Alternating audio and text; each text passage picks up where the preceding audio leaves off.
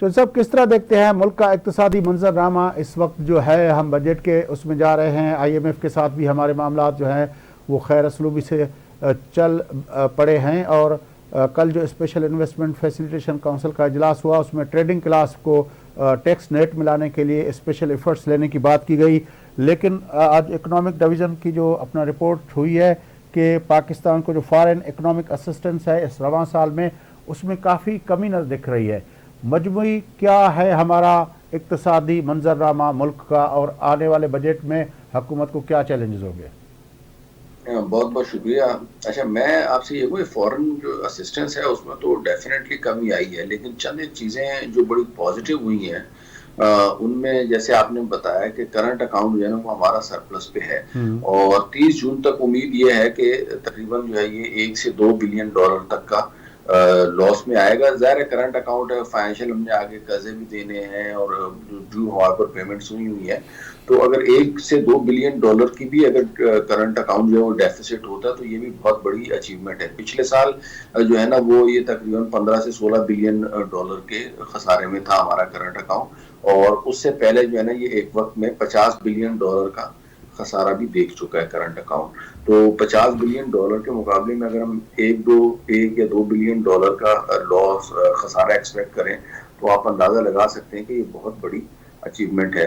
दूसरी तरफ अगर लेकिन चौधरी साहब उसमें जो इक्तिसादी माहिर जो तनकीद कर रहे हैं कि पाकिस्तान के अंदर मशीनरी वगैरह की इंपोर्ट नहीं हो रही, जिसकी वजह से पाकिस्तान की जो अपना सनती तरक्की है उस पर काफ़ी मनफी असर पड़ रहा है, तो जो अपना ट्रेड अकाउंट अपना करंट अकाउंट को बैलेंस करते करते हमने जो इंडस्ट्रियलाइजेशन को पे उसका जो नेगेटिव इम्पेक्ट है, तो आपकी ग्रोथ जो है और एक्सपोर्ट पे वो तो लामहला उसका एक इम्पेक्ट तो पड़ता है। नहीं, ये आपने बहुत अच्छा पॉइंट उठाया कि हमने अपनी इंपोर्ट्स जो है वो इस हद तक कम कर दी हैं कि उसमें मशीनरी और जो दूसरी चीज़ें हैं वो भी उनके ऊपर असरअंदाज हुई है। लेकिन ये एक जो है वो समझें कि लोगों में ज़्यादातर ये ख्याल पाया जाता है। इंपोर्ट्स में अगर हम देखें तो इंडस्ट्री मशीनरी वगैरह के इंपोर्ट को कमी नहीं लाई गई उसके ऊपर। इनफैक्ट अगर आप देखें तो सोलर पैनल्स और जो सोलर से रिलेटेड जो भी मसनूआत है उसकी इंपोर्ट्स में इजाफा हुआ है।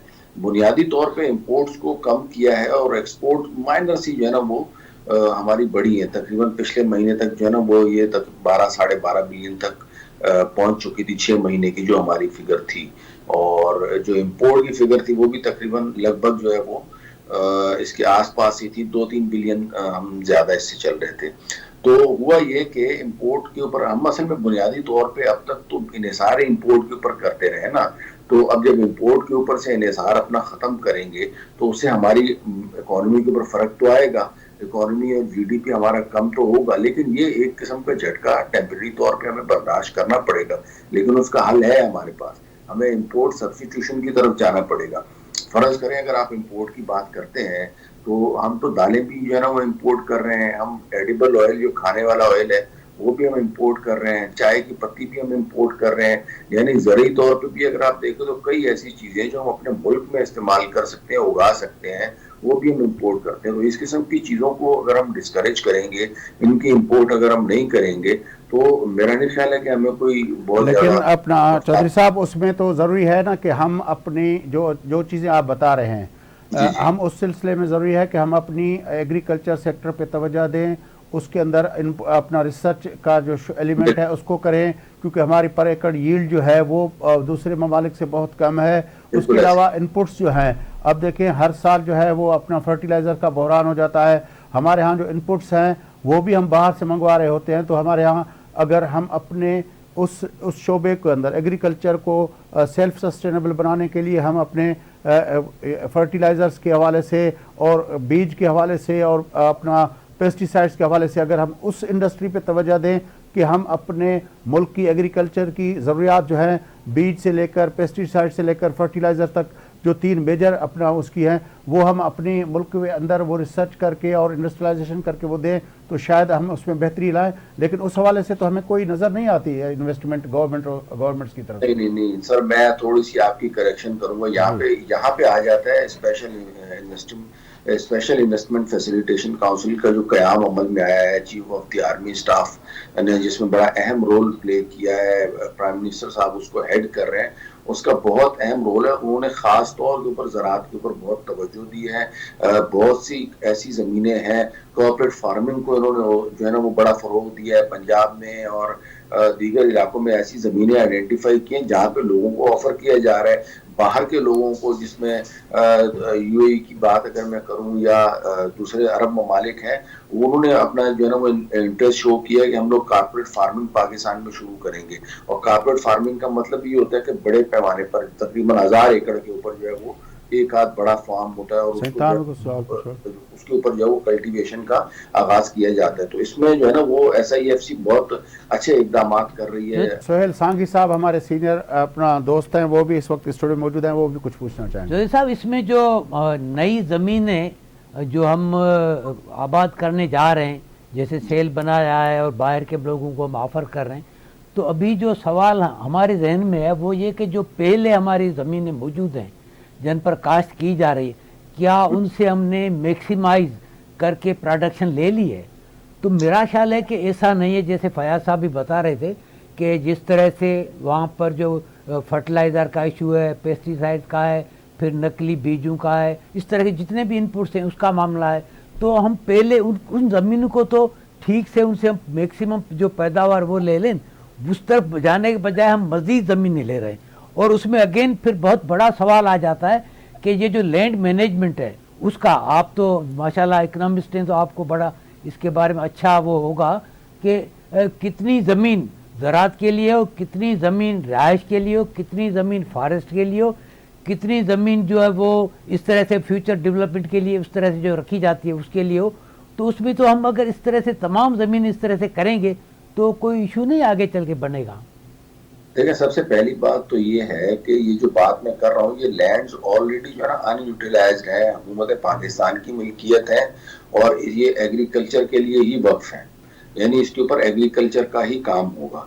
और इसमें जो है ना वो पाक फौज जो है वो अपनी अफरादी कुव्वत भी देगी इन जमीनों को। चौधरी साहब, जो जमीनें हैं वो पाकिस्तान की हुकूमत की मिल्कियत नहीं होती, वो सूबाई हुकूमतों की मिल्कियत होती है पाकिस्तान के आइन और कानून के हिसाब से। जी जी जी, चाहे सूबाई हुकूमत, एग्जैक्टली सूबाई हुकूमत की मिल्कियत है।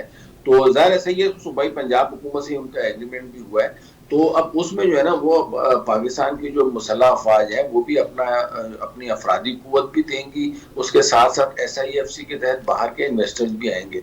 अच्छा, दूसरा जो आपने बात की ना, जो एग्जिस्टिंग जो इस वक्त जो खाद का बुरान है, ये जो मिसमैनेजमेंट है, हमारे पास स्टोरेज के जो है ना वो मौके नहीं है, रिसर्च हमारे यहाँ पे नहीं है, अगर रिसर्च है तो उसको भरपूर तरीके से इस्तेमाल नहीं किया जा रहा, मयारी बीज नहीं है, दवाइयाँ जाली आती हैं, ये सारे मसाइल अपनी जगह के ऊपर हैं और इनके ऊपर काबू पाना भी ज़रूरी है और उतना ही ज़रूरी है जितना हमें एक्सपेंशन ज़रूरी है। लेकिन इसका मतलब ये नहीं है कि हम जो है ना वो, चूंकि हम यहाँ पे काबू नहीं पा सक रहे तो हम वो दूसरा काम भी छोड़, चलो एग्रीकल्चर सेक्टर साथ साथ चलने चाहिए। चले एग्रीकल्चर सेक्टर पे तो बात हो गई, उसमें हवाले से हो गई, लेकिन जो अपना IMF से हम कर्ज ले रहे हैं, पाकिस्तान को एक डेट रिडन जो है वो कंट्री समझा जा रहा है। और अभी जो रिसेंटली एक बात हुई है पाकिस्तान के ऊपर, जो अपना अमेरिकन कांग्रेस के अंदर जो अपना एक हियरिंग हुई है, उसमें भी कहा गया कि पाकिस्तान का जो डेट अपना है वो पाकिस्तान की मईशत के लिए बहुत ख़तरनाक है। 70% जो पाकिस्तान की रेवेन्यू जनरेशन होती है उसमें कांग्रेस को बताया गया कि वो डेट सर्विसिंग के लिए इस्तेमाल हो जाती है, 70% ऑफ द रेवेन्यू। मैं आपको इस हवाले से थोड़ा सा ब्रीफ करता हूँ। मैं खुद, ये मेरा बड़ा कंसर्न है। सबसे पहली बात आपके नाजरीन के तवक्को में ये बताना चाहूँगा कि ये जो IMF है ना, इसको आप ये समझें कि एक मरीज बीमार पड़ा हुआ है और IMF जो है ना वो एक दवाई है। बस दवाई वो ये है कि मीठी दवाई है, आप उसको इस्तेमाल करते रहें। अगर तो आपको उस दवाई की आदत हो गई तो फिर आप उस दवाई से जान नहीं छुड़ा सकेंगे। लेकिन अगर मरीज अपनी विल पावर शो करे, मरीज जो है वो खुद उसके अंदर मुदाफ़ियत का अच्छा निज़ाम हो, तो वो जल्द अज जल्द उस दवाई से जान छुड़ा लेता है। तो IMF जो है ना इस परमानेंट सोल्यूशन नहीं है। IMF जो है ना सिर्फ और सिर्फ वक्ती सोल्यूशन है जो कि इकोनॉमी को हमारी खड़े होने में मदद करेगा। खड़ा हमने खुद होना है, ठीक है ना। अगर कोई ये समझते है कि IMF हमें खड़ा करेगा, IMF हमें खड़ा नहीं करेगा। तो ये बात। तो दूसरी बात आप आ जाए, जो आपने जो बात की है ना ये डेट ट्रैप की, इसको हम अपनी इकोनॉमी की लैंग्वेज में बोलते हैं डेट ट्रैप। और उसका मैं बताना चाहूंगा आपको कि ये जो माली साल खत्म हो रहा है, इसमें जो एफपीआर का टोटल कलेक्शन है, टैक्स कलेक्शन का जो टारगेट है ना, वो 9,500 अरब रुपए है। और उसमें से 7,500 अरब रुपए सीधे सीधे इन्होंने सूद की मद में देने कमर्शियल बैंकों को। ये जो हमारे जो कमर्शियल बैंक है ना, ये जितने भी हैं प्राइवेट बैंक, इनको देने हैं। और हुआ ये है कि over the period of time ये जितने भी कमर्शियल बैंक हैं, इनका मुनाफा डबल हो गया है। और डबल इन द सेंस हुआ है कि उसमें से 60% जो है वो उनकी इनकम हुकूमत पाकिस्तान को दिए गए कर्जे के सूद से हासिल हो रही है। उधर IMF ने पाबंदी लगाई हुई है कि जी आपने स्टेट बैंक से कर्जा नहीं लेना, आपने कमर्शियल बैंकों से कर्जा लेना है। और वो कमर्शियल बैंक क्या करते हैं, 5% अपना मार्जिन रखते हैं, स्टेट बैंक से उठाते हैं और हुकूमत पाकिस्तान को दे देते हैं। ये एक नया सर्कुलर डेट है। अब जो टैक्स साहब, ये तो डेट की बात हो गई। टैक्स के रिफॉर्म्स के हवाले से कल जो स्पेशल इन्वेस्टमेंट फैसिलिटेशन काउंसिल के अंदर ट्रेडिंग क्लास को टैक्स नेट में लाने की बातचीत की गई है, लेकिन पाकिस्तान का जो टैक्स सिस्टम है, कहा जाता है कि वो रिग्रेसिव टैक्स सिस्टम है, वो इनडायरेक्ट टैक्सेस का बोझ ज़्यादा है, और जो हमारे एफिलिएंट क्लासेस हैं उनसे टैक्स कम लिया जाता है, और इनकम टैक्स में भी उसका बड़ा हिस्सा जो है वो सैलरीड क्लास से लिया जाता है, जो एट सोर्स कट जाता है। FBR की कारकर्दगी के बारे में सवाल होते हैं। शब्बर जैदी साहब जब बने थे तो उसने कहा कि हमें रिफॉर्म्स की ज़रूरत है, FBR के रिफॉर्म्स हम नहीं ला सकते, हर हुकूमत चाहती है लेकिन नहीं ला सकते। टैक्स सिस्टम पाकिस्तान का उसमें जो है tax to GDP ratio single digit के अंदर है, मिनिमम 14% तक जाना चाहिए जो लोग इकोनॉमिस्ट कहते हैं। आपके ख्याल में उस इशू को किस तरह देखते हैं आप? देखिए, डेट टू GDP रेशो जो है ना, वो हमारा टैक्स टू GDP रेशो हमारा नो डाउट के कम है, 9-9.5% रहता है। और ये ज्यादा होगा, 13 से 14% तो उस वक्त होगा ना जब इकोनॉमी भी थोड़ी सी ग्रो कर रही होगी। मईशत का हाल आपके सामने है, जिस मुल्क में पॉलिसी रेट 22% चल रहा हो, इन्फ्लेशन जहाँ पे 28% हो, जहाँ पे अनएम्प्लॉयमेंट 9% पे पहुंच चुकी हो, वहां पे अगर आप ये समझेंगे वहां पे टैक्स टू GDP रेशो जो है वो 14% हो जाएगा, तो वो तो खैर के नजदीक नहीं है।